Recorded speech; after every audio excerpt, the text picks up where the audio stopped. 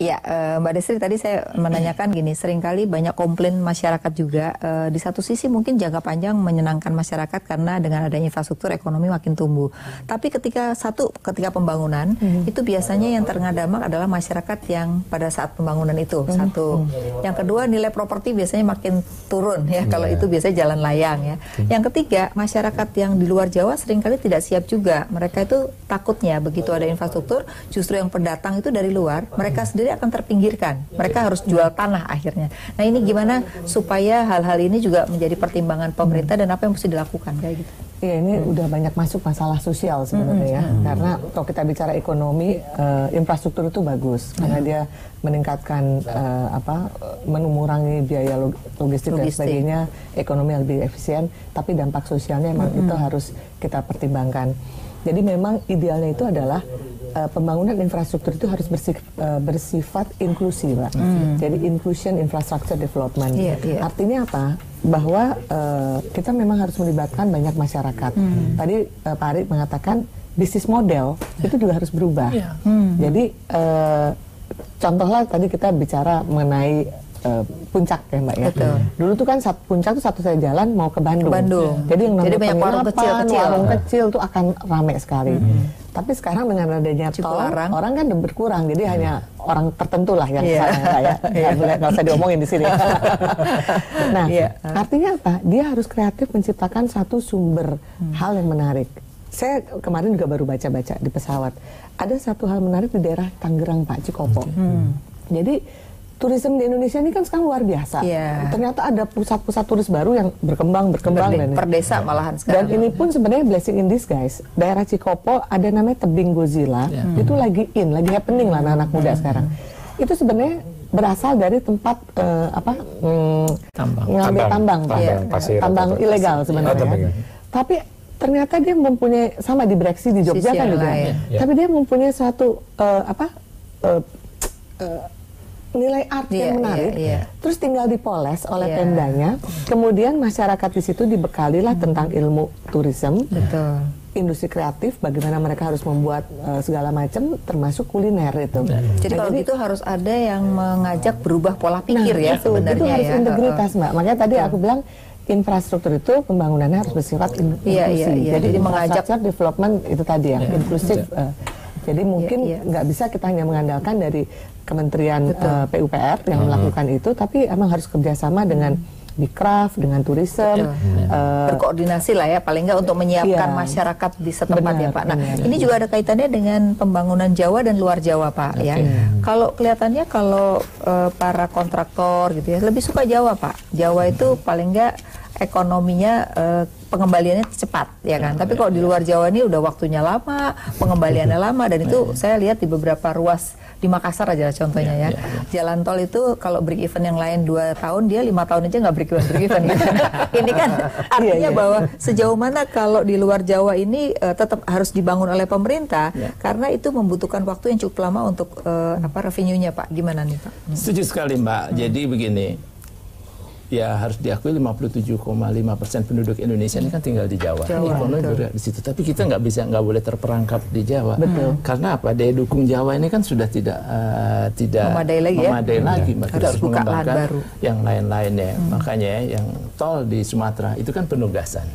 Kita cari supaya Utama Karya bisa berkembang di sana. Sebenarnya ada data gitu kan ya. Katakanlah kita investasi dan returnnya gitu kan. Kalau Jawa, kalau tanpa jalan itu dia setiap Rp1 yang kita invest dia akan kembali 5,34 ditambah jalan dari 11,36 rupiah gitu kan ya. Kalau di Papua dan Maluku Rp1 di Rp1 dia akan turun dia kayak gitu kan ya. Tapi kita harus bangun di sana gitu kan ya buat masa depan Indonesia gitu bangun di sana.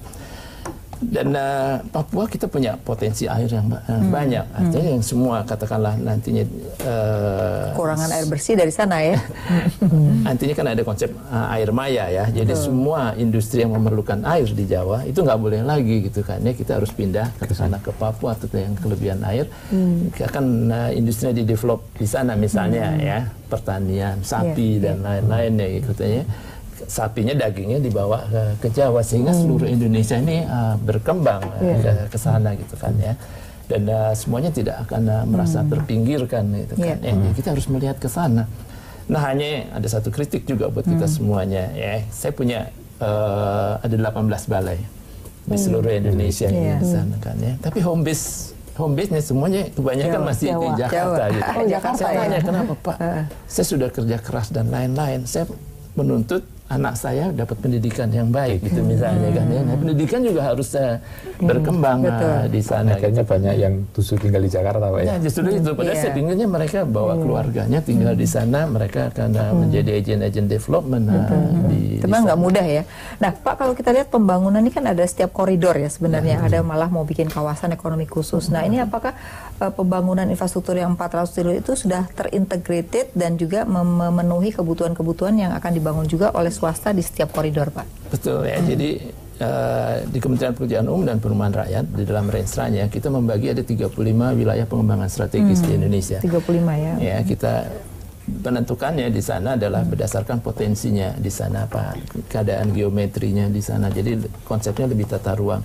Dan kita ngeroyok, perlu apa sih infrastruktur yang di sana yang diperlukan? Perlu air, ya, perlu jalan dan jadi benar-benar PU itu berkoordinasi dengan departemen lain dan juga ya ini ya supaya tahu bahwa apa yang dibangun itu memang sudah sesuai gitu. Betul. Karena saya lihat gini Pak, ada pembangunan di daerah itu ada banyak pelabuhan tapi nggak ada kapalnya. Jadi artinya pembangunan infrastruktur by project, Pak. Nah, sejauh mana ini juga berkoordinasi dengan provinsi dan juga kabupaten supaya tidak tumpang tindih, Pak? Dan juga private, Bu. Nah, jadi nggak bisa kayak kemarin misalnya ada kita merintis misalnya Roro, Bitung, Davao gitu ya. Nggak bisa misalnya pemerintah jalan sendiri, begitu misalnya udah ada infrastruktur kan nggak mungkin yang menggunakan hanya pemerintah. Betul. Nah, sebenarnya sektor swasta juga diajak. Artinya ini kan kadang-kadang gini nih sok jaga gengsian gitu ya. Artinya oh ini kan urusan swasta, ini urusan pemerintah. Seharusnya kita udah nggak bisa begitu lagi ya, kompetisi betul. kita bukan antar seperti itu, malah berkolaborasi. Nah, memang itu menjadi apa juga ini Pak yang sering disuarakan oleh teman-teman ya kita mungkin lebih ke pribadi gitu ya. Banyak yang pembangunan itu kan departemen bikin perhubungan, nanti PU bikin, kadang-kadang mereka overlap, nggak nyambung. Ada juga ruas yang udah dipakai oleh Kementerian PU kemudian terasanya ditumpangi oleh Kementerian Perhubungan. Jadi sebenarnya koordinasi antar kelembagaan itu juga masih harus menjadi PR. Kemarin juga pada saat awal-awal kita pengurus Kadin juga menyuarakan, Bu, ada satu lembaga yang bisa mengkoordinir seluruh aktivitas infrastruktur dan konstruksi sehingga tidak terjadi pemborosan ini, Bu, biaya. Misalnya yang tol Becak Kayu, Pak, mohon maaf saya kebetulan tinggal di daerah sana, Bu. Itu pemerintah daerah itu membangun trotoar juga. Bagus sudah. Begitu Becak Kayu datang itu yang barusan selesai nggak tahu itu ratusan miliar itu kemudian dihancurkan karena untuk frontage. Nah, itu juga menjadi buang-buang uang. Terus kemudian yang mohon maaf saya yang elevated itu kan cor median. Itu kan baru saja nggak sampai 2 tahun yang lalu itu pasti biayanya ratusan miliar. Tapi sekarang harus dihancurkan kembali demi elevated tol di tengah gitu. Nah, artinya sebenarnya koordinasi kacau kali sehingga banyak biaya yang seharusnya bisa untuk keperluan yang lain ternyata harus sia-sia gitu karena tumpang tindihnya koordinasi. Jadi grand design-nya itu masing-masing punya. Nah, ini juga menjadi PR juga sebenarnya. Jadi banyak sekali PR yang ini Pak. Jadi menarik ya apa yang dikatakan. Tapi kita harus break dulu. Nanti Mbak Destri mesti jawab nih, Mbak Destri, kalau kita melihat tadi infrastruktur yang dikaitkan dengan berbagai koridor atau kawasan ekonomi khusus kan dari dulu ingin dikembangkan kan. Tapi sejauh mana sih memang ini suatu keharusan atau memang kita harus meninjau kembali nih yang seperti ini sesuai dengan kebutuhannya. Tapi harus break lagi. Ya pemirsa, tetaplah di Economic Lounge with ISE.